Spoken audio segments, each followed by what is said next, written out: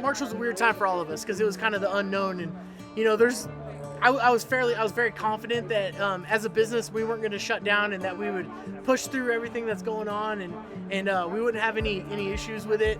But there was always that little kind of nagging part in the back of my head that's saying, what are you going to do if you do shut down? How are you going to protect your employees? How are you going to keep the people that you have? We had to shut down we had 3 locations at Denver International Airport. We decided voluntarily to shut those down because, first of all, nobody was flying. Second of all, I was worried for our employee safety and our customer safety. And then we had to close down our Breckenridge location. We're located on the corner of Lincoln and Main Street. So we basically went to 0. I had 10 years of an established business, and now it was like being my first week back in business.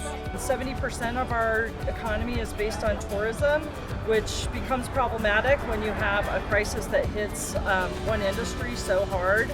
And that's evidenced by Summit County having one of the highest unemployment rates in the state of Colorado and one of the highest economic impacts from the coronavirus. We estimate that from March through May, the economic impact to Summit County was over $325 million, which primarily hit our small business community, which consists of about 3,900 really small businesses. So the impact has been really dramatic. So my name's Enoch Elwell. I'm the founder of Co-Starters, a global organization that helps communities organize to support new and existing businesses.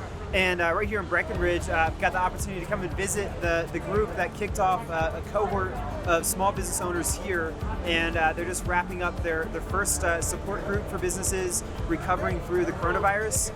This group here is really special because they're the first in the world to launch the Rebuild program we created, specifically to help small businesses navigate the crazy times that we're in, shifting their businesses to not only survive COVID, but hopefully come out stronger on the other side. I mean, I was doing everything I could. I mean, it felt like a fight or flight mission, and I was fighting to stay alive, and I was fighting to keep my family fed and clothed and our house still, and so I did everything. I researched all kinds of the SBA loans, all of the grants, and then this came along, and I started doing some of the Zoom feeds that you guys were doing.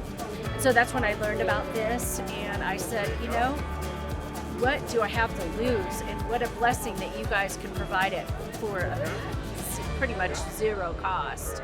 But then I think it really got to the fact that we're all facing real fears, economically, as business owners, as entrepreneurs, as employees and employers. And it gave us just an opportunity to work through some of that as like almost a therapy group. But then there was the coursework behind it that got you to put the pen to paper, the pencil minus the eraser. You had a group conglomerative effort to helping each other and coursework to guide you there. So as the economy hopefully gets out of the dumper at some point, then we'll begin to see businesses' revenues improve and more employees hired and improve the overall economy of Summit County. I'm really glad that I stuck with this because I see where my place is.